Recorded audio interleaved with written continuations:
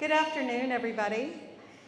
I'm Janet Lane, and I'm on the second vice president for membership, so I schedule these meetings, and I'm so excited to see all of you here after the summer break. I hope you enjoyed it, and you enjoyed some time off. And I just want to say, I think this is the first or second meeting that we used the Sign Up Genius. No, the first one. And you guys did amazing. We had over 100 people sign up, and it helped us plan, because Saturday meetings tend to be a little smaller, but not this time. So it was so nice to be able to plan on the snacks, the water, the chairs, things like that. So thank you so much for doing that. It's not required, but it really helps us, and I really appreciate it. Before I get started, I want to let you all know that we have two transfer members. One is Peggy Heller, and one is Jessica Bullock. So Peggy is at the back. She helps me on the membership committee. If you'll sign up, Peggy. Oh, right there, okay. And she has also done help desk, and she transferred from Collin County. And then we have Jessica Bullock right here, if you'll stand up. And you guys introduce yourself to her. She's a transfer from Rhode Island. Yeah, yeah. And she's working at the Oak Cliff Gardens, the Keast Garden. So I just asked her to join the membership committee because I always need help, just even greeting people at the door. And she said she was interested, so I'm shameless in that. So please introduce yourself to them. There's so many of us, and it's hard to get to know each other, and that's why we have this extra half hour for you guys to socialize, get to know each other. We're a huge group, and it just makes it so much more personal. Rusty Allen is here. So I think a lot of you may have seen Rusty Allen or heard him speak. Can I see a show of hands to people of, wow, oh my gosh, Rusty, that's amazing. Your old hat. So I met Rusty at another gardening club that I'm in, and I just was so fascinated by his beard and his hair, and I just said, would you come speak to us? It looks so perfect. And he just seemed smart, so he suggested water gardening. And so it's how adding a small water feature and plants can bring benefits to the garden. So real quickly, let me give you a background on Rusty. We're delighted to welcome him. With more than 45 years in horticulture, retail, and design, Rusty's been sharing his expertise across San Antonio, Austin, and Dallas. He joined Northaven Gardens in 2011 and now serves as education and outreach coordinator, where he leads classes, workshops, and community programs, and it seems like you guys have taken advantage of that. Rusty's also part of Northaven Gardens' leadership team, helping to guide exciting new ideas as they approach their 75th anniversary. We love Northaven Gardens. A master naturalist and certified nursery professional, Rusty has a passion for organics, wildscaping, and Texas natives, so popular, and most of all, for teaching the joy of gardening. Let's give Rusty a warm welcome. Hi. It's so wonderful to know so many of you. I know lots and lots of faces, and everyone, including a lot of customers, have gotten very used to saying, I've been coming to a lot of your classes, and you go, wish everybody had a name tag on. That's wonderful. They have great big name tags for all the master gardeners, so I can see a name. I know a lot of you, and it's wonderful, wonderful to have you at Northaven Gardens whenever you can teach or help, do the help desk, which we have the fall set for several of y'all joining me again at Northaven. So what I'm going to tell you about here is gardening with water plants. And I don't know if a lot of people know that you can transfer a lot of your gardening skills to water gardening, but it's really unlike any other kind of gardening at all. This is a corner. This is what happens when you have a rental house and you can't really dig much or do much. This is a garden that came about because all we had really as our back garden, as I call it, was a driveway. It was all concrete and a partially two-story house. But there was really this dead corner, and if you've studied any feng shui and gardening, there's a lot of negative energy having this concrete, two fences, really ugly fence. But all of this But in the far corner that's back in here, all of this is on top of the ground, 100% of it. So this is actually what you can do. Granted, that's very full with a lot of plants on it. But I'll tell you a little bit more about that little garden space. But here's some of the considerations if you want to do water gardening, and I am going to talk a little bit about gardening itself and not so much having a pond, because you don't have to have a pond. So from sight up here, you really want 8 hours of sun. You really want lots and lots of sun, because these plants really like a lot of it, especially if you want them to bloom. The major ones, of course, would be water lilies. Part sun works very well. And that garden I was just showing you a moment ago was underneath a very leaning hackberry tree or sugarberry, and it gave it about 4 hours of sun, and I had all those plants are doing fabulously, as you saw. Access to water, of course, because you're going to be topping it off, especially if you have a small one. And then last, access to some kind of electricity if you don't want to do a very small little solar pump. I have several things to show you we'll talk about as we get to it, but definitely having a pump and some kind of filtration will help. The size, go bigger.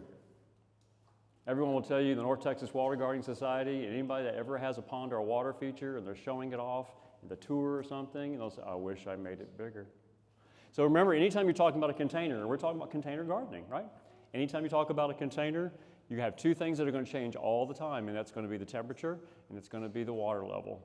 It's always going to be sensitive to it. So bigger is better because it's more stable in terms of temperature and also from the water level. The depth, 18 to 24 inches or more, really helps. If you're going to have some fish, I'll tell you about little fish here, but 18 inches is kind of a sweet spot.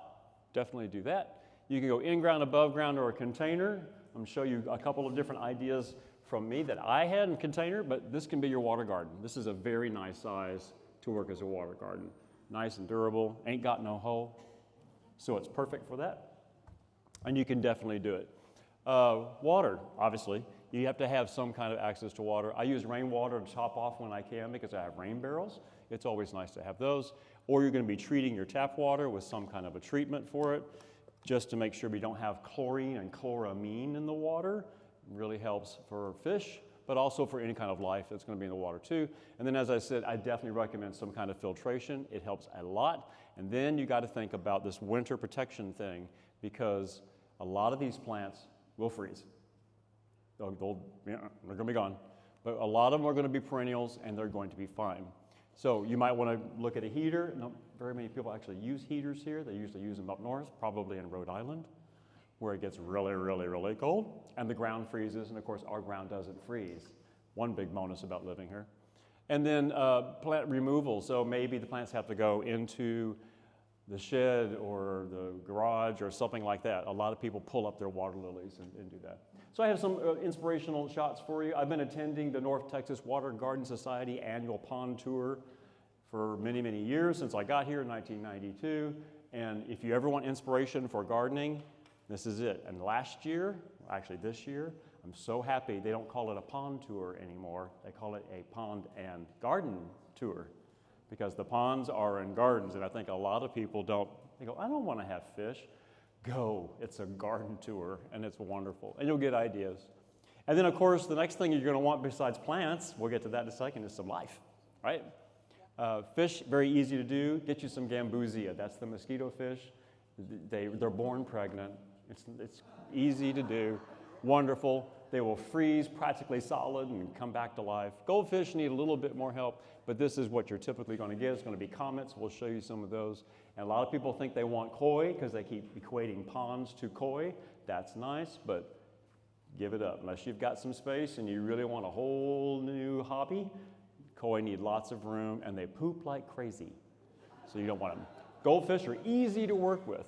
Toads, yes, Gulf Coast toads is just the number one that you see the most, and they're wonderful to attract them. If you're going to have some kind of water feature, you're probably going to have some visiting your garden. You probably already have some with you.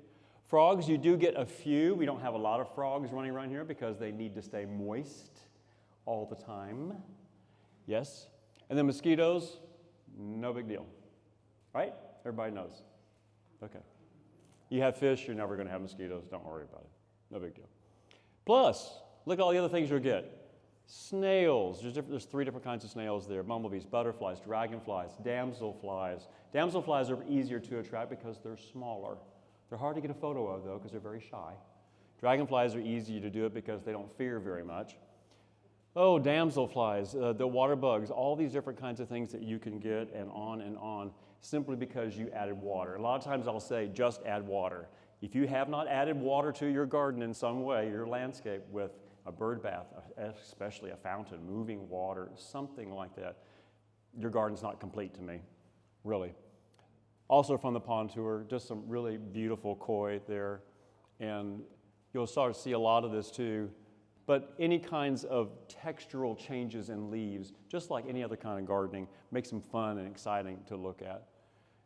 So on the left, you'll see a whiskey barrel, basically. It's a whiskey barrel liner, so it runs about 20, maybe 22 gallons, and it's almost 18 inches high, and you can do it. And that's one Indiana, that's the cultivar name, water lily growing in it, and she has taken over that space every year for a long time. I took that from a video, and you can barely see it, but there's a nice swallowtail butterfly taking off from the Zexmenia that's growing in the back of it.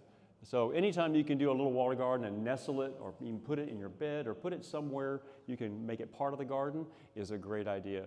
And there's some little goldfish that are there. What's that? You know what that is? Toad eggs. There's toad eggs, yes. It's lots and lots and lots of Gulf Coast toads. My partner and I ended up being very proud papas to several million of these Gulf Coast.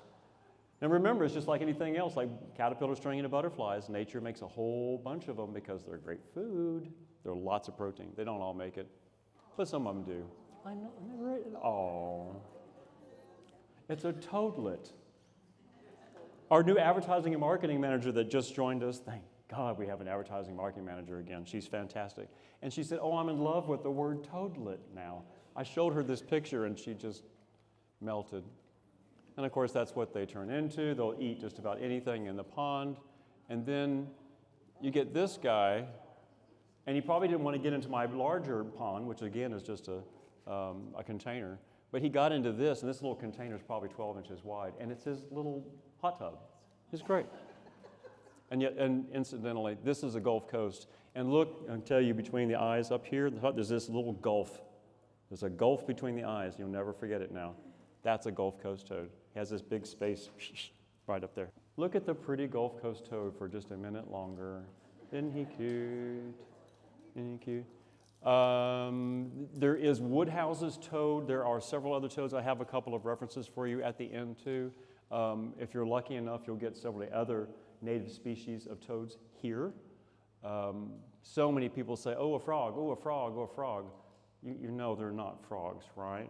Frogs have to stay moist, we said that. Toads, however, can really make a home in your garden because they don't mind getting dry from time to time.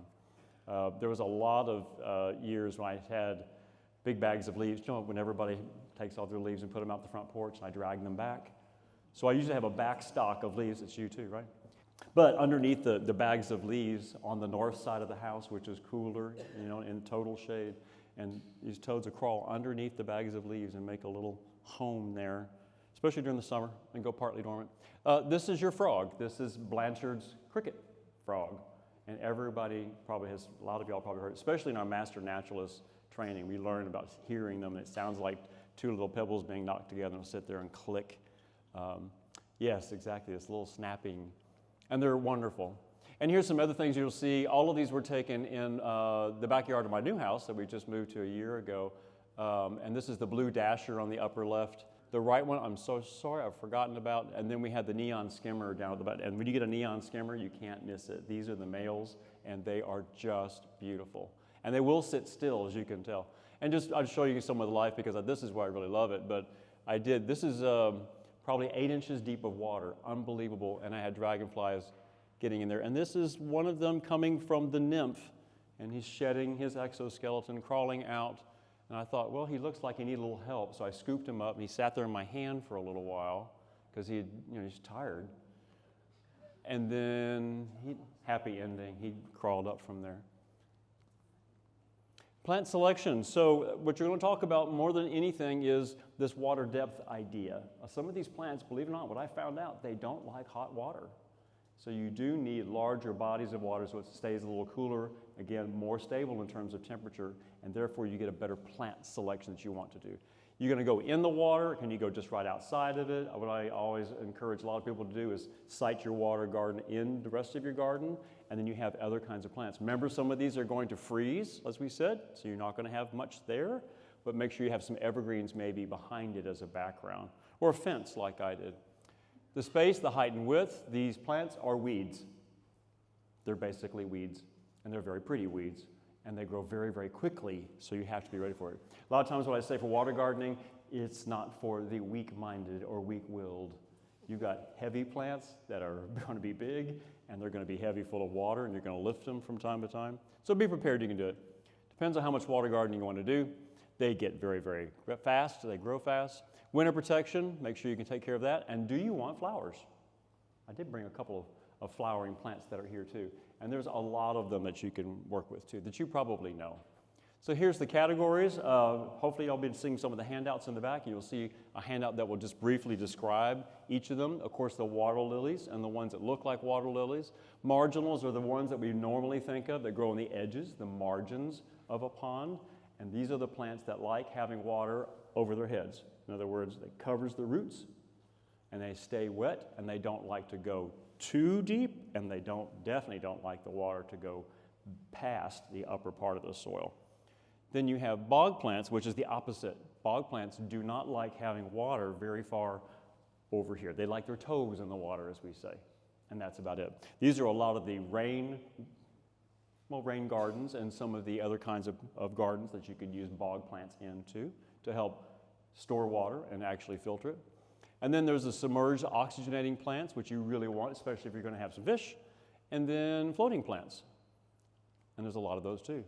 I want you to see this. I think this is a really nice graphic because it gives you an idea of how the plants are laid out in a pond. And there they are, left to right, marginal floating as we go. We don't have a bog shown on this particular drawing.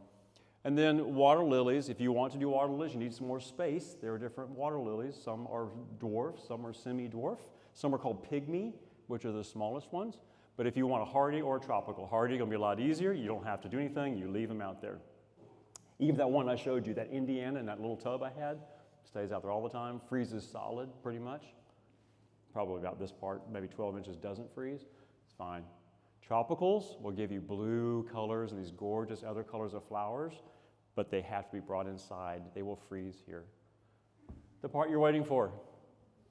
This is a quick tour through the different kinds of plants. I wanted to bring some for you that were just really, really my favorites and common ones that are here. And I have some from my garden too. This is pickerel rush, and it just got through blooming. And this is what it does, especially after it blooms. The leaves start going off to the side like this because they're tired, and you'll have some new ones. But you can see some of the nice, beautiful blue flowers on it. It brings bumblebees, which I like very much. As you probably know, bumblebees are in peril. It's nice to have something for them. Just bear in mind, it gets big fast. Need some space. Umbrella plant is what everyone wants. I love it too. This is a sedge. I know y'all are talking a lot about sedges probably too, and you've heard me talking a lot about sedges at Northaven Gardens. There's so many. It's a great big genus of plants, the carex and the others, and they're all terrific. The only problem with this one plant is, well, here's one problem. It gets so tall, and it gets so tall in your little container, and then we have these windstorms and things come through, and here comes your plant. The whole thing is 5-6 feet and goes, and it's gone like that. And then you're going to have to go pick it up. But you're going to have to be able to bring it in because it's going to freeze. That's the only thing. And I've frozen mine, does that make sense? Freezed mine maybe 2 times. They had to go get a new one and put it back in. Spike rush, a lot of these kinds of plants are native to North America, and they're great plants, and they have nice textures. See the textures you're already seeing? This nice kind of broad kinds of contrast. Cannas for sure. If you're looking for the water cannas, they're called longwood. From Longwood Gardens, Longwood. The longwood cannas are the true water cannas. They were bred to be out there. They have bigger flowers, and they look really pretty. And I don't believe that's mentioned on that one handout. But there's a lot of cannas. Most cannas and some of the others will be a bog plant. They do not want water over their heads, just their toes. That's the best part. The water fern, the Marsilia, maybe some of y'all know some of the other types of Marsilia. That's a Texas native. It's a fern, which is actually bizarre. But our Texas native one likes dry areas. It likes dry riverbeds, which is terrific. This one grows in water. Different species. Here's a Lone Star hibiscus, which when I was much younger, I used to think this was the Texas native Lone Star hibiscus. And a lot of people think that it's actually from Mexico and south of here. But it's very, very hardy. It's an honorary native, as I call it. And it does come in red. And anybody know Gene Caulfield? What a nice gentleman. That he's in a lot of our organizations. And he gave me a nice plant of that white one. So I hadn't had a white one in a long time, which is really, really pretty. But you can see the sepals on the inside form this little 5-pointed star. It's a great plant. Here's some additional plants. This comes from the handout that you have, you got a copy of. I wanted you to see an idea if you actually went to pretty much any garden center and they didn't have a water gardening category or a place for them, you've got some water plants you can deal with. And one that's going to surprise a lot of people is Alternanthera, which is Joseph's coat. And there's one that I've been kind of trialing in various spots, and that's that really nice, bright, acid lemon lime green, that you can see in so many different kinds of cultivars these days. And it's super, super tough. It's a wonderful little plant for it. The Dietes, some of these you probably know, hostas. A lot of these plants are going to be bog plants because they'll put their feet in water. Certainly elderberry, which is really a weed, but it's a herb, as we know. Lemongrass. There's several bulbs. You think of the elephant ears. Some of these are definitely going to be pictured in here. Several ground covers, which are great. The Itea or Itea, and the Texas palmetto. The Cephalanthus, the buttonbush. I brought you one here today. We have some nice Cephalanthus, Texas native. It's very, very valuable to a lot of pollinators. Super plant. And it will grow just like a bald cypress. I'm sure you've seen plenty of those growing in water. This is what it looks like when you're set up with that little area I just showed you, how nice and neat and pretty it was. And this was time to do some potting. And as time allows, I'll show you what you do when you want to pot some of these plants up, because they're going to be in containers in your container, your pond. And then what I've done here, take a picture if you want. This is just a very quick summary of what it's like to convert the plants. But typically, say you buy that Joseph's coat or some of these other plants, you know it's going to have probably cedar flakes in it. It may have rice hulls in the soil, and it's probably going to have perlite. Y'all know perlite, and vermiculite maybe in it, and you don't want any of it. You want to wash it all off, which is great. It's a lot of fun. You have naked roots, and then we're going to convert it, and I can show you how we do that. The Gulf Coast penstemon, which is a great penstemon. The only thing is, maybe y'all are finding it, it's hard to find. This is a great little plant. This is one of the few penstemons that's Texas native and grows in part shade very, very nicely, and it likes moisture. It's very, very pretty. Only gets to be, did I put the height on there? Yeah. The winter rosettes there. You'll usually see it blooming at about 12 inches, maybe 14 inches. Neat plant. Katie's, everybody, this is another one of those plants that people either love to hate, kind of like what I call the divorce plant, Nandina. And one person says, show me your Nandinas, and the significant other goes, are you kidding me? Ruellias kind of get the same kind of thing. But Katie's doesn't seed out nearly so much as the parent plant it's from, which is really, it's about 5-6 feet high, right? But they're terrific. Frog fruit. Yay, right? How many frog fruit fans are there? Oh my gosh. I know. Everybody's starting to discover it. Texas A&M discovered it. Now, I say discover it. But they started putting out some word about it in the past couple of years, which is great. It grows anywhere. And, of course, the sedges. So many sedges to work with. The spider lilies are really terrific. They take time to get established. These are big bulbs. Obedient plants, again, some plants fall into the category of what I call be careful where you plant it. And this could be one of them too, because it spreads really well. I had one client years ago, and she had this really nice azalea bed, and I thought it was really smart to put some obedient plant in the back of her bed because she wanted some flowers. Looks like a cottage thing, right next to the wall. Gorgeous. But at the rate she was watering, I came back. She called me, I think, and she said, oh my gosh, we can't get to the azaleas, and you can't see the azaleas because the obedient plant has, it's really a disobedient plant. I know. Hoja Santa, it should be more available. This is a terrific plant. If you ever see it in Houston, it's really 8 feet and maybe sometimes 9 and 10 feet high. It's great because it doesn't get a chance to freeze. But it is a perennial if you can keep it just the roots warm enough, it freezes the ground, comes back. But I love that heart leaf. Lemongrass, another herb. You can go out there in your garden, go make you some lemon tea out of it. The lobelias, the cardinal ones, the red ones are terrific. Those are going to be Texas native again. The golden sweet flag, the ogons are really wonderful. That's one of the ones that I have. Those are great plants. They look like a really small iris, like a water iris. And then the elderberry, of course, which is my weed. And then, just to prove it to you, there are Texas native plants that grow in water. And I'm on this one-person campaign to remind everyone, they say, you should be planting Texas native plants. They are drought tolerant. No, they're not. There's a whole bunch of them that are. There's a whole bunch of them that are so-so. And then you have a lot of great Texas natives that will grow in moist conditions, or a rain garden, or a swale. I had this thing next to our new neighbor, and it just goes kind of like this and comes down. I'm going to make this nice dry river stream bed thing and go ahead and put some of these Texas natives that can take the water from time to time. Absolutely. We should be conserving our water, and we can use these plants to conserve it and filter it. This is that pond I was telling you about. This is the biggest one I have right now. It's temporary. It doesn't look so great, I know. It has this waterfall kind of container up there, and the wood that you can see there is so the birds can sit and get to the water during the winter. Well, this one at the bottom, you can see it. It's totally frozen over, except where the falls are coming. And there's the goldfish in there swimming underneath the ice. And late winter, early spring, it was about time to uncover the fish as best as I could. I took out this disc, 5.5 feet of ice, and all I could do was do like this and turn it over into the lawn. And it was about 8-10 inches thick of ice, and the fish are just fine. This is what you want, right? Low maintenance people, raise your hand, you're low maintenance, you don't want to go through this.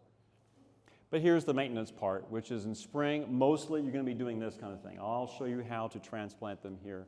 And then you're going to check your water quality. This is very, very risky time for fish, because as you know, a lot of the microbes and the bacteria and the things in the soil are not going to be very active during the winter. So this is when fishes get diseases of various kinds. So you watch that. The filtration will help you a whole bunch.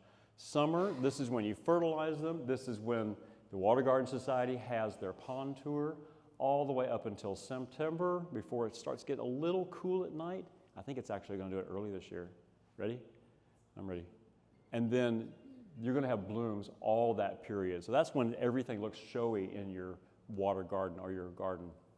And then fall, we're going to monitor the leaves, because in these containers like I have, remember, small amounts of water, the water quality is going to be hard to take care of.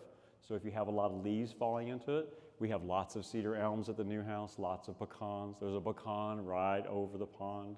So you have to put some netting or something up and watch the leaves, and then go ahead and pull them out. And then come winter, then this is when you double check and make sure you don't have a cyperus, that's that sedge there that might freeze, or some of these others, and maybe cover them up a little bit.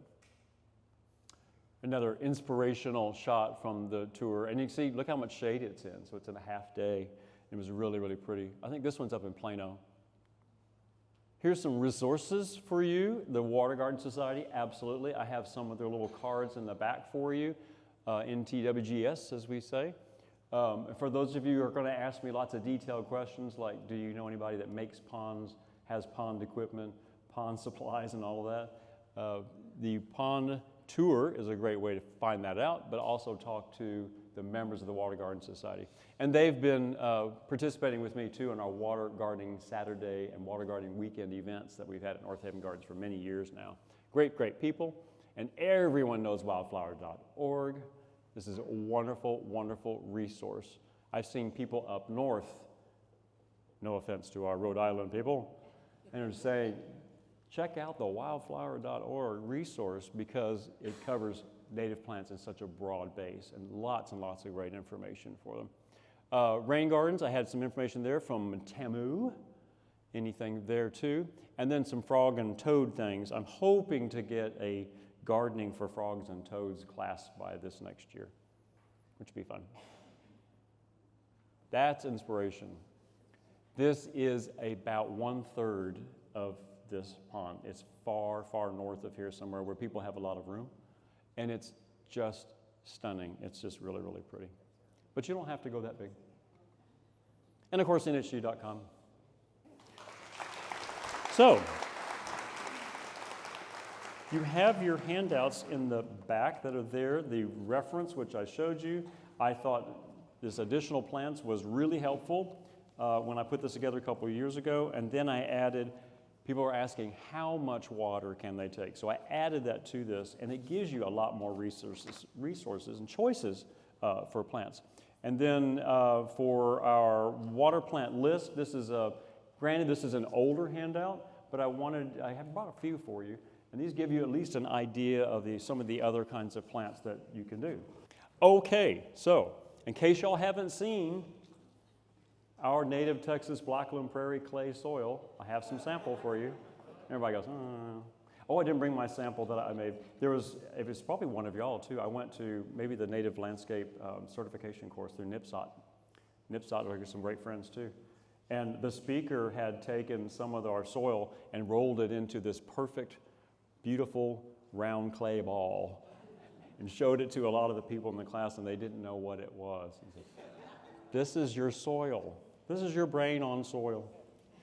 But this is it, and believe it or not, this is another reason why the older I get as a gardener, I'm getting lower and lower maintenance. All you need is our native Texas soil. Yes, you can buy, thank you. You can buy some pond plant soil, which will cost you a little bit more, but you can use this, and people will just be amazed at how clean my soil is. But all I did was push it together a little bit, and I keep it as clean as I can. Thank you, we do have some great lights. As clean as I can, there's tree roots and things, but I dig this up, sift it just a little bit. Whoa, can you see me now? This is the soil that you're going to want, and I keep a lid on it, and I process it whenever I can, and I have some of it ready to go. This is what you want. That's a little better. This is what you want for your plants. So, lots and lots of plants to show you, but I want to give you some of the basics of what to do with a cutting or a plant. I already mentioned to you how to convert, as I call it. This is going to be like a little mess. I told Janet I'm going to make a mess, and she said, it's fine. This is Echinodorus, or creeping burrhead. Kind of silly name, but it has beautiful white flowers. This is Texas native, one of my favorites and easy to work with. And in these kinds of situations, you can get baskets like so, which are nice. I do like square ones because they don't tend to tip over quite so easily. These are nice. This is one of the ones that we sell at Northaven Gardens. But begin, because these plants are tough. And once they find an opening, they're going to start putting roots through them. If you grow, well, you know what bamboo is like, right? It has little piercing arrows. A lot of water plants are like that too. And they'll poke a hole in it, and this won't last for very long. So it's okay. This is very nicely made, though, as they all go. It's nice and sturdy. But you can use just your average containers. I did a lot of things that I keep. A lot of y'all probably do the same thing I do. You save as many containers as you can. You clean them so you can propagate. Here's a nice square one. This is a nice deeper one. It's probably going to last, I don't know, about 2 years or so.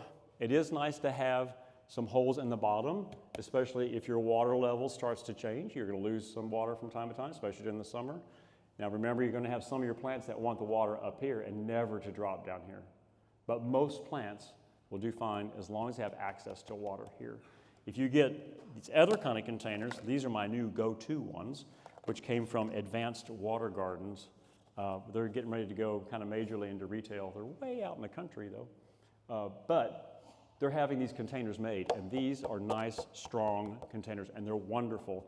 And they normally don't have a hole in them, but I've put a hole in, an inch hole, so if I do have a situation where the water goes up and down, it still has access to water. If I put a bunch of holes around the sides, I just guarantee you the plant's going to start finding an opening to get their roots in, and it's going to tear it up. But this will last longer. I say this because, as I said, these plants are really, really tough. So I'm going to grow this one in just a quart. This is one of our quart ones that we have. Lots of quart plants at North Haven. And you put soil in, just like you normally would. And I can pack if I want to, no big deal. In this particular case, I have a plant, go about half. Remember some of my rules. Only fill it to about half or so. But this is what happens. I'm going to smell like pond water in a little while, which I think smells pretty good. It's the fish smell that, And you could wash off all of that perlite or whatever you had if you bought the plant, what I call terrestrial growing. It has all of those other kinds of things in the soil. I love using scissors, which is great. We lose all of that. We have our plant, and I'm going to do it this way by hand, which is terrific, easy to do. This is so easy. This is so much fun. Y'all should be doing this. You can play in the water and smell like pond water for a little bit. Normally I go about 2/3 or so, and I'll probably trim up a little bit so I can get to it. This one, I may go ahead and cut off the bloom. I'm leaving it for you here. It's like a lot of plants. Once you start cutting off the roots at the bottom, much like you do trees and some of the others, you want to balance the amount of support it has from the leaves up top versus the roots. And you saw me be really brutal with the roots and take most of those off. I can trim this up a little bit. When you cart these in your car, they get a little bit fragile. And then your mulch. And your mulch in this case is really just going to be pea gravel. This is what I use. It's very inexpensive. The previous owners of the house I moved into thought that pea gravel was the choice to put over the entire 1/3 of an acre. So if y'all would like some pea gravel, that's free. I have plenty of it, which now I have to remove. This is why you tell people never, remember this? Never put that weed block fabric down and then cover everything, you know this, and then cover everything with rock, like my landlord did in my previous house, because someone's going to come along after you and go, oh no, I got to take all that off. Yeah. So you rinse it. I didn't bring you my colander. I have a really nice large stainless steel colander, and rinse everything that you can. Clean stuff, because once you put it in the water, you're going to have all this stuff float out into it, and you want to keep your water clean. Has anyone else gone to stainless steel tools and everything? Soil scoops? I don't know. If you follow Martha Stewart, she'll say, get a bucket, fill it half full of sand, and then pour some used oil in it, and then you take your tool and you plunge it a number of times, and then you wipe it off and it's clean. Not here, it ain't gonna be, right? With our Blackland soil. You don't do that. Another stainless steel tool. We love Martha, but she's not right about everything. She's right at the north. She's a local gardener. So the top of this, you can see some of this without me making a real mess, Janet, but this is all going to be this nice rinsed gravel. And get used to it. This is really pretty, but it's not going to have a bunch of, it won't have this nice shiny look in it. The algae and stuff is going to grow on it. The fish are going to poop and it's going to land in it. So it's going to turn brown eventually. But I'll be happy to give some of these away. I have a couple plants if y'all want to try some of these. Because I know it's not quite like giving away an autumn sage or something, because you'll find a spot for that. You may not have a spot for something like some of these other kinds of plants. But there's plenty of them that are here. They're all planted really the same way. This pickle rush is a great plant. I'm going to give this one away too today. And you have a freebie coming in here. This is yellow snowflake that decided to go off this way. And as you can see, anyone grown the spider plants, the chlorophytum, they do this. It's a ground cover. It's what it's going to do. So this is going to flower, and then there'll be a little plantlet. That's how I got this one. And I have some more for you too that are here too. And here's that alternanthera in case you hadn't seen it. It's a really pretty plant. Nice, bright yellowy green is really, really pretty. Frog fruit. Yes. Yes. People ask me, what's the one plant you would plant to bring wildlife to your garden? And I deal really broadly. A ground cover. Plant a ground cover because most of these kinds of things that we're talking about, the frogs, maybe some toads, lots of beetles, ground beetles are very, very important. They want a place to get out of the sun. This is that little mini spike rush. Isn't it cute? This is a tiny little plant. It doesn't really get higher than that. It's terrific. This is a typical canna with its beautiful blooms. This one is going to be your bog plant. Here's another one I'd love to give somebody away because I want to tell them about this one. I do not have an actual cultivar. It may not be a cultivar, but this is a blue sedge. And this one can be adapted to part sun and definitely just a little bit of water from time to time. Seasonal poor drainage, as some people call it. This is a great, can y'all see at all? A great idea. This is Sagittaria, which has that beautiful white bloom. You can see it's a showy one, kind of like an iris or a lily. And then our Cephalanthus we were talking about a moment ago, the terrific button bush. Rhodey's Nursery used to have a huge button bush out back. I don't know if you ever saw it there. And they had it partially in their pond, so it got a little nice water on it. And when you ever see them blue, there's just these little wonderful balls all over the whole thing, covered with butterflies and bees, wonderful native bees. I was telling a representative from NIPSOT yesterday in one of our meetings, I'm on this one-man mission to have people stop saying, attracts bees, birds, and butterflies. It's going to attract European honeybees, which we really don't care too much about, but we're working on that. But native bees, which ones? Ask people, which bee is it going to grow? This is the red-stemmed thalia, or thalia, which is a terrific plant for drama. It's just beautiful, uplit at night, and the water reflections underneath the leaves is very, very pretty. Another great plant. So it gives you some ideas of things that you could do in terms of different kinds of plants, and definitely some of them being native, if you're into natives as much as I am. And I'll show you just a couple other things here real fast, which is some of the maintenance parts that you could do. If you wanted to do filtration, remember some of this is going to filter on these little pumps like this, and then you can have your a fountain at the top at the same time. Being able to recirculate the water helps so very much. Remember, you're going to be treating your water, absolutely.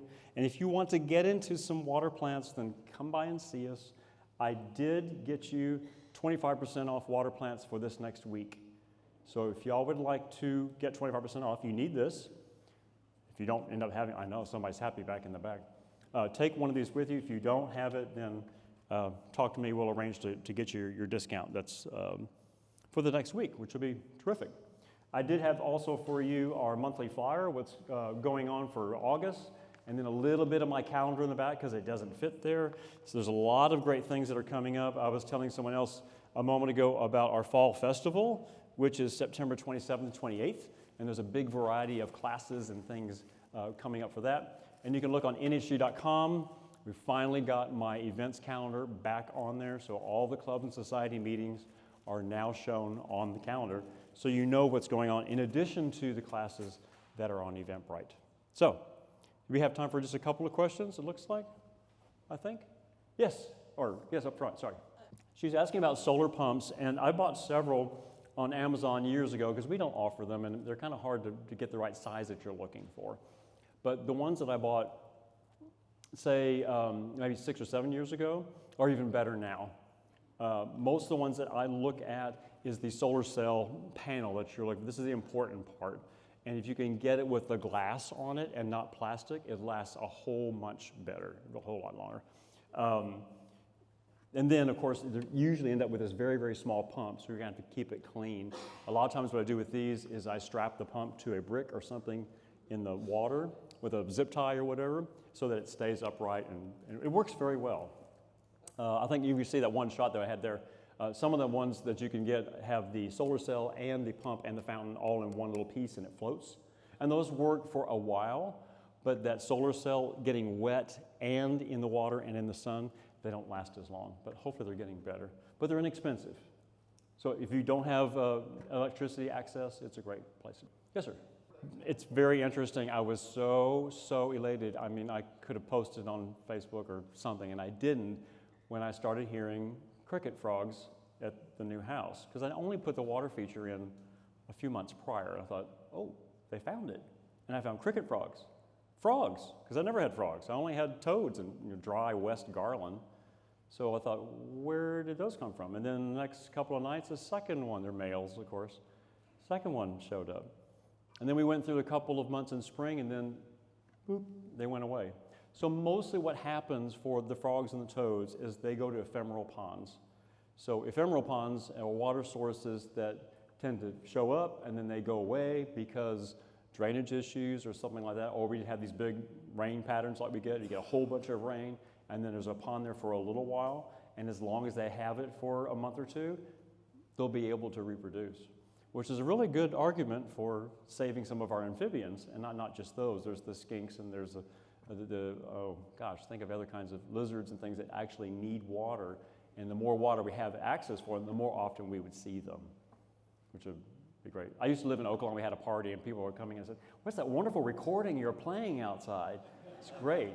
Well, Maple Springs was 2 streets over from us, so we had that access to water for them year round, and they would come to that small little half whiskey barrel amount of water, and we had Woodhouse's toads and Gulf Coast toads, and all the males would sit there and sing all night. Now, some people really hate them sitting there. It's a male singles bar until the females showed up. But you don't need very much. If you want to have more life, like the toads, if you want to draw more birds, and certainly a lot of the damselflies and dragonflies, make it 18 inches deep or so. Any other questions? Yes, where over there? Yeah, we skimmed over that really quickly. Dallas Water, and I believe most of Fort Worth, they had the same, they have their own each water systems, but they both add chlorine and chloramine. Some water, what do you call them? Water boards, those people. In a lot of cities, they add just chlorine. Most of them here add chloramine to it as well, so you need one of these clarifiers, purifiers, and you need to have it. You look on the back that it says it removes the chloramine. It's more difficult to remove chloramine. Chlorine you can do by putting it in a bucket and make sure it's open, and it will dissipate over a couple of nights, but I don't have time for that. So using these are actually very, very efficient, and you put a couple of tablespoons of that in depending upon the amount of water that you have, and it takes out the chlorine and the chloramine, which are dangerous for fish. And I don't have fish in all of my water garden areas, but I do take it out because I want life in the water. And remember, the chlorine is to take the life out of the water so we don't have bacteria and things and get sick. So it's a small thing to add on. This particular one is called a water conditioner. The API is the one that I buy. We have I think we have this one at Northaven right now. And it takes us this tiny little amount for 50, 60 gallons, which is great. Very cost effective. Did I tell you everything you've ever wanted to know about water gardening? Is anybody going to want to buy a water plant or let me give you one away afterward? Yes. Why no cattails? Most people don't have room. Cattails are almost like saying, I'm going to plant some bamboo. They'll spread very quickly. It's just up to you. Like I said, you need to get the amount of maintenance that you're comfortable with. Like this nice gentleman that owned that huge pond. It must be an acre or something big that he's got up there. And he's got space, it's okay. But what I'm trying to encourage people to do, especially in an urban area like this, is that you can have a small water garden, have a couple of plants, and find it very, very rewarding. And you do want to have some of these plants that really kind of obey a little bit better. And there is a dwarf cattail, which doesn't spread quite so quickly, and you can probably do that. You don't want to have fish? Okay. Full disclosure, water brings mosquitoes. Right? You know that. Okay, can't change that. But water also brings life. So, you move your water with some kind of a pump or something like that, you're not going to have mosquitoes breeding in the water. We all should probably start clarifying what we're saying, okay? If you have fish in the water, you won't have mosquitoes. Now, you will probably have some mosquitoes coming around it from time to time, especially in early evening, that little tiny little black one, or maybe some of the tiger mosquitoes during the day that come out, which are bigger and have little striped legs on them, you know? And they may be attracted to the water, but they're not going to breed in it. So the same warning that you're all listening now. The same warning that we say to everyone, make sure you wear some repellent and make sure you don't go out at the times when they're really going to be there, which is going to be early morning and early evening. That's how you avoid mosquitoes. We can't stop the mosquitoes. If they really are bothering you right in one little spot where you like to sit and you like to entertain or something, then a fan down at your feet is one of the best things to do to help keep them from concentrating in that area. Because mosquitoes are weak flyers. They're not great at flying. They're great at sucking blood and reproducing very, very quickly. But yes, and most of you know BTI, right? Bacillus thuringiensis israeliensis. Okay, that's the mosquito dunks, which I do keep on hand. I mostly use my mosquito dunks in my rain barrels because unfortunately I've not been able to use all the rainwater. Maybe that's a good thing. So I use it in there. But yes. Oh, and I did have a little gee whiz surprise moment for you. We have some extra special guests today. Because I had to bring some real life, didn't I? I know. Oh, yes. So y'all can come up and see this a little bit later. I'm going to stay for the rest of your show. There is this whirligig beetle. He doesn't want to. He's got so much kabamba. It's in one of your handouts. This is kabamba. And let me tell you this, too. It's very interesting, very fast. It's very interesting that mosquitoes will only breed in fetid, stinking, rotten water. But if you have life in the water, and I don't mean fish, but I mean water's been treated, and you do have other things in the water. I do have some gambusia down here, and snails and whatever. And I use kabamba this way too. And I have 4 big containers, trays out there, 20, maybe 15 gallons, something a piece. No BT, no pump, no fountain, no nothing. And mosquitoes don't like it. They don't lay eggs in it. They really want clean, we all want, some nice, clean, cool water. So y'all can look at these a little bit later. I have some friends in there. I didn't want to bring a goldfish because I thought the goldfish would probably get, claustrophobic in here. But I do have some Gulf Coast tadpoles. They're probably going to go to my garden. I hope y'all enjoyed. I hope I gave you just a little bit of things of this kind of gardening that'll make you excited to maybe try it and see what you would like to do. You can do, this is a very small container as ponds go, I know, but we'll be talking a lot more about this. Lisa Herrick with the North Texas Water Garden Society and I are planning some classes in April to get people ready and excited for the pond tour and the whole season of water gardening this next year. So I hope you'll maybe look for that. Okay? I'm Sarah Burke, and I am the Director at Large for Awards and Recognition. And in that responsibility, by default, I'm also the chairman of the philanthropy team. And within the philanthropy team, we have the DCMGA scholarships. So we have recently awarded the scholarship, and I want to introduce the winner of this scholarship. But before introducing the recipient of the 2025 scholarship, I'd like to share some information about the scholarship in general. And as we were working on the scholarship, the name Carolyn Bush came up repeatedly. Carolyn Bush, Carolyn Bush, Carolyn Bush.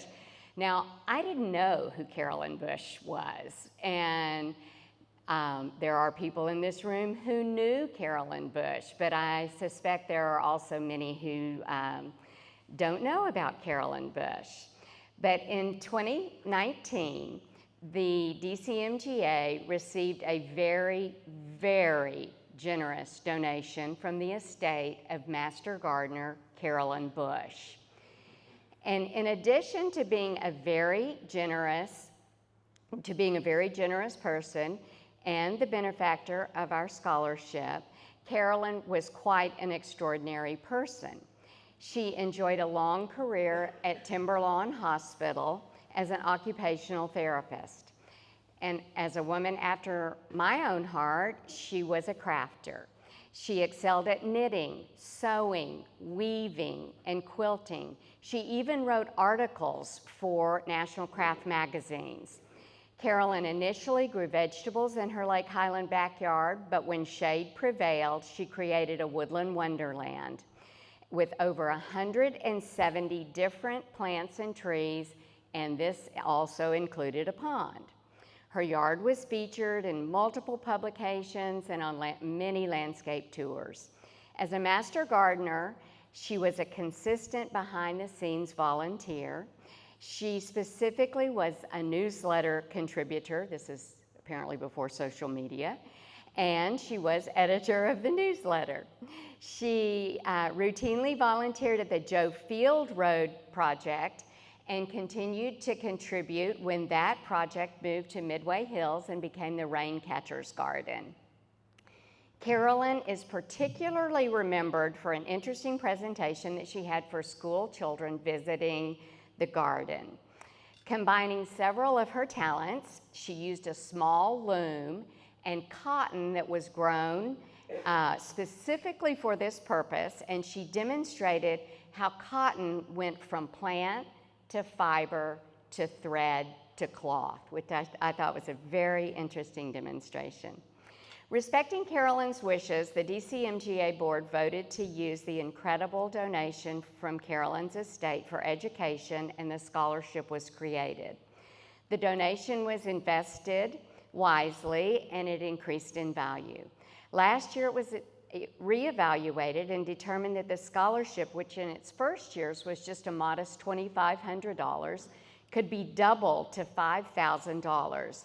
And this amount would be fully endowed for many years to come. So this is how we got the scholarship, from the generosity of Carolyn Bush.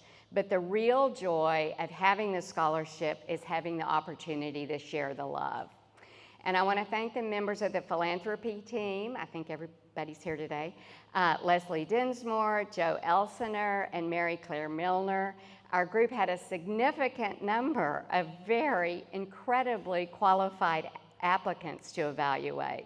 And honestly, in the end, we really wanted to give the scholarship to everybody, but Stevie Wakefield is the winner of the scholarship. And Stevie is here today.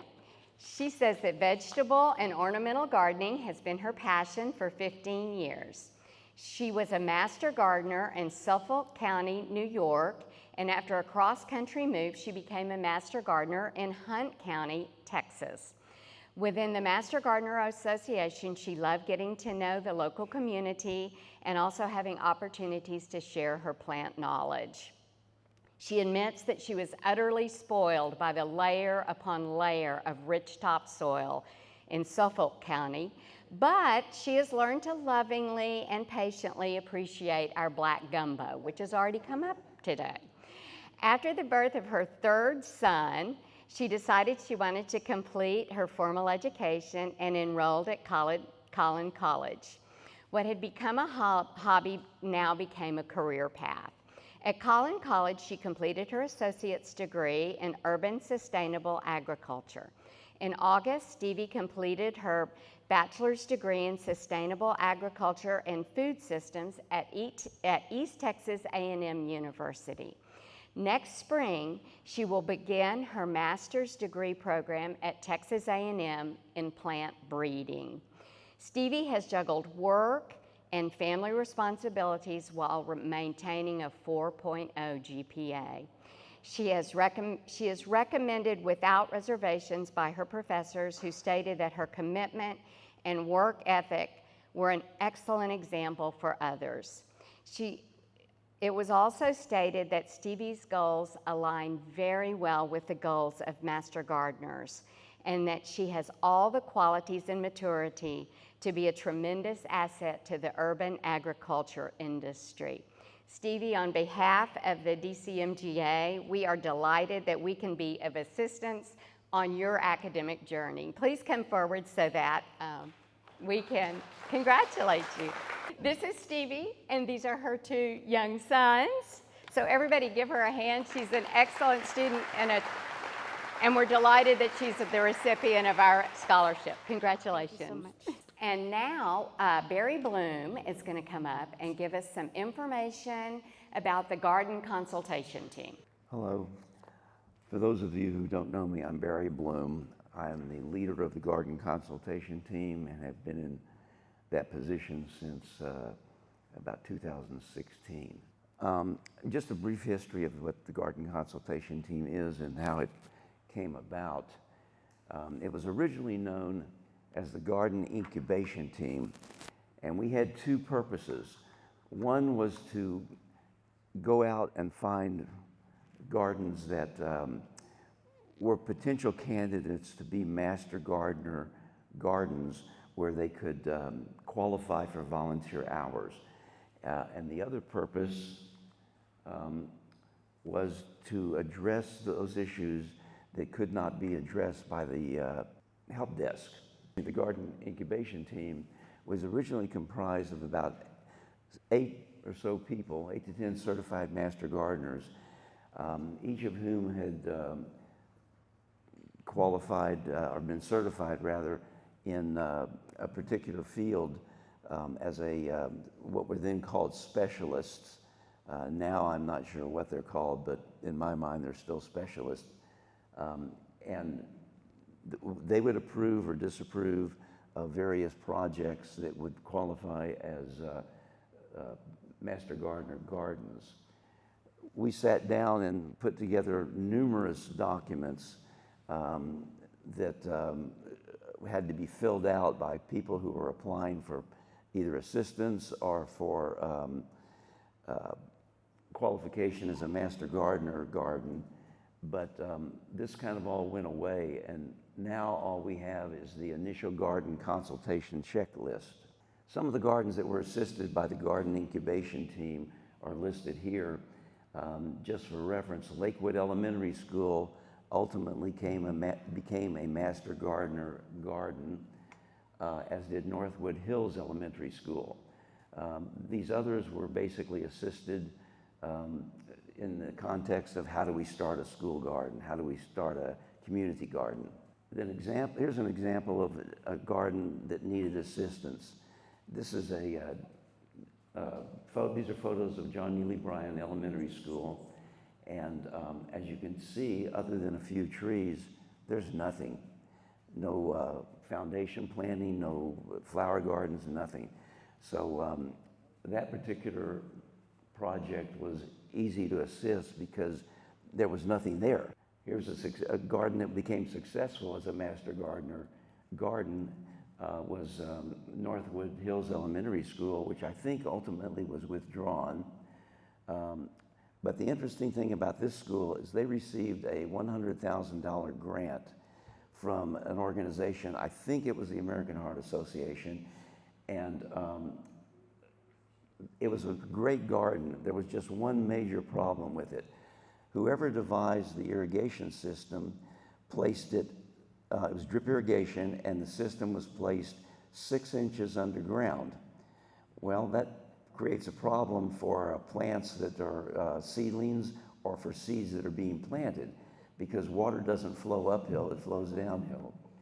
Anyway, we were running smoothly as a garden incubation team, but then the powers that be decided there would be no more master gardener gardens. In other words, no new master gardener gardens.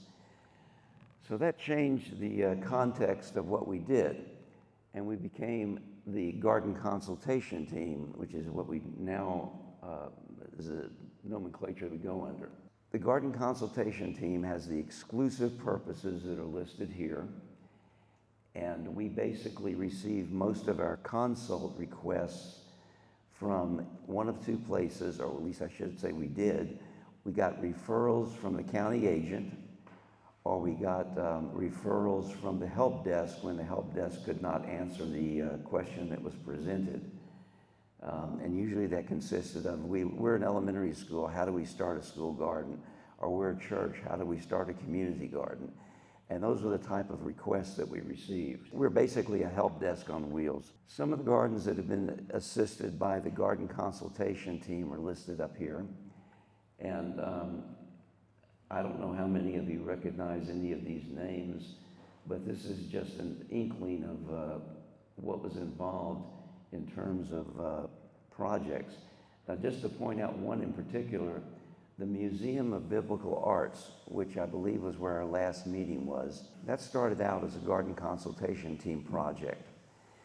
When when Jan Weir saw what was involved and realized that it was much too large a project for 2 or 3 consultations, that got converted to a volunteer project, much like the old system did.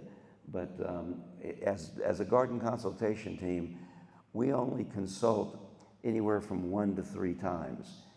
Anything beyond 3 times at a particular project gets referred to the county agent for a decision of what to do with it. Well, we were running along fine, and then COVID-19 hit us. At that time, we had more than 40 projects in the mill, and they all got put on hold. So we handled these requests by either telephone conferences or email.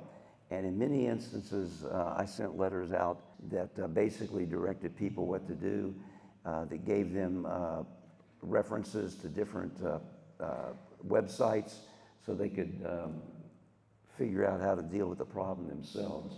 After COVID, like we said, we returned to normal, and now requests come in to me, and I just determine whether or not the requests are something that we can handle.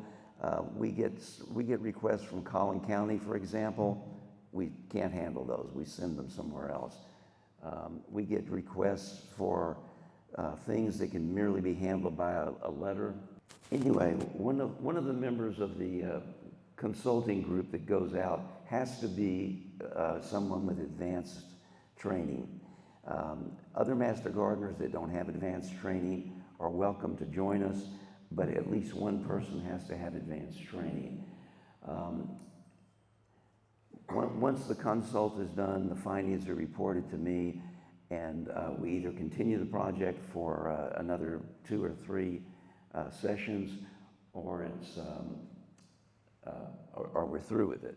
Since 2016, we've handled basically 128 total consults in the field, and by this I mean we go out and talk to the people and give them recommendations. And if you want to participate with the garden consultation team, this is my contact information. And for those of you who have completed an advanced training course, you're automatically a member of the team, whether you like it or not. And that's it. Good morning. Thank you all for coming. We have several announcements that I need to see if I can get through quickly here so that we can get to more of the fun stuff here. Announcements and upcoming events. Project volunteer opportunities. I'm going to leave this up there for a little bit, so if anybody wants to snap a picture of it, you can. But we now have a way to go to one place to see many of the different projects, volunteer opportunities. It's a sign-up genius. You can actually sign up for multiple projects and multiple times in multiple places, all at one click now. So that's the new website where that will occur. Please note that some projects aren't participating in this yet. It's in progress. We hope that all the projects will decide to participate, so you can go and have one-stop shopping for your volunteer opportunities. When you go there, if you're on a desktop, you're going to see tabs across the top for each one of our garden projects. You can select the project you're interested in and see what's available. If you're on mobile, then instead of a tab structure across the top, there will be a drop down, and you can drop down and select the project that you're interested in, and again, it will show you the available opportunities. Just a quick reminder from TIG, when you're adding PKS to VMS, there used to be a PKS travel category. There is not anymore. Put your travel time in the PKS bucket as volunteer hours, just like you do for every other project. So we simplified, but it confused some people, so we wanted to straighten that out. Also, please, if you're at projects, if you're at help desk, if you're anywhere where you're doing education of people, put that as PKS, not admin, not volunteer for a project. Please log anything where you're educating people, whether it's 1 person, 10 people, 400 people. log it in your PKS hours, if you will, because we want to show the amount of actual education that we're doing, since that is, after all, what our goal and objectives are. You are not required to do a specific number of PKS hours, but please log your hours accurately, which would mean logging PKS when you do it. Save the date. Our 2026 garden tour is well underway in planning stages. It's going to be Saturday, May 9th. So please put the little note in your calendar so you don't schedule 12 other things on that day. The tour will feature 5 Master Gardener gardens and 2 public parks, and we are going to be in North Oak Cliff this year. Help Desk Live. We have several dates, one date a month at Northaven Gardens, so you can stop by and visit with Rusty some more and help out some people with some gardening questions. And here are the dates and times. Again, this time is PKS, so please log it as such. State Fair, Texas is coming up. We have 96 slots available. The sign up was sent in an email on Thursday, and it's in Mark Your Calendar as well. Debbie Wood, Elizabeth Farley, and Abby Bolich. But those are the coordinators for that activity. If you have any questions, please stop by and see them after the meeting. There is a turf field day being held down at AgriLife at the Scotts Miracle Grow Turf Facility on October 8th from 7:30 to 2:30. Anyone interested in turf, please attend. I'm sure that will be a wonderful, wonderful experience. Other upcoming events and opportunities.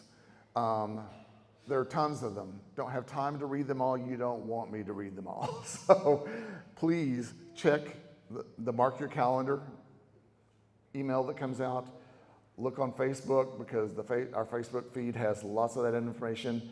Go to our calendar on our website and be sure and log in so you can see the ones that are MG only as well as the public opportunities there. And please tell all your friends to do the same thing. Our next meeting is Thursday, September 25th, 11:30 to 1:30 here at this facility. So please look forward to that. Also, next month is our Think Pink celebration here, where we support the Breast Cancer Awareness Month.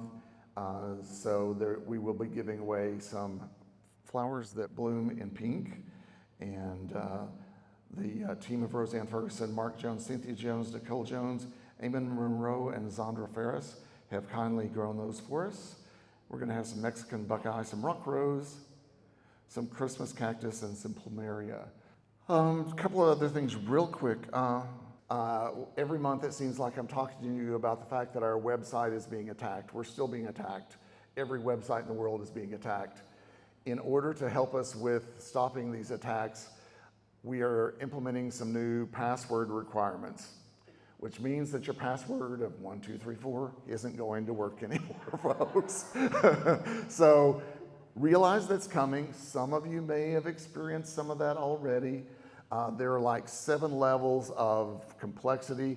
We have ruled out the bottom 3, which helps us out tremendously with the sites that are trying to break in and put information on our websites. If you see some stuff on our website that uses words like ipsolorum, then that means somebody's broken in and put that information there. Please let us know so that we can get that corrected and get it taken off and figure out how they broke in and plug yet one more hole in the ship. But over the next few weeks, you're going to see and hear more about changing of passwords. We're going to create a little video that we're going to put on YouTube telling you what that means and what it's going to do. But in the meantime, if you experience log-on issues, or if you have experienced those, Alexa's actually here in the back. She's waving back there. She will be glad to talk to you and help you out to where you can get back into the members-only section. First of all, thank everyone for coming. Really appreciate it, and appreciate you sharing knowledge with all the citizens of Dallas County on horticulture and AgriLife. Thank you, thank you, thank you for allowing us to use this wonderful facility, which has good audio-visual and has enough seats, and it's comfortable temperature, so it's really good. Thank you so much. We will see you next month, or we will see you in the gardens. Have a great one.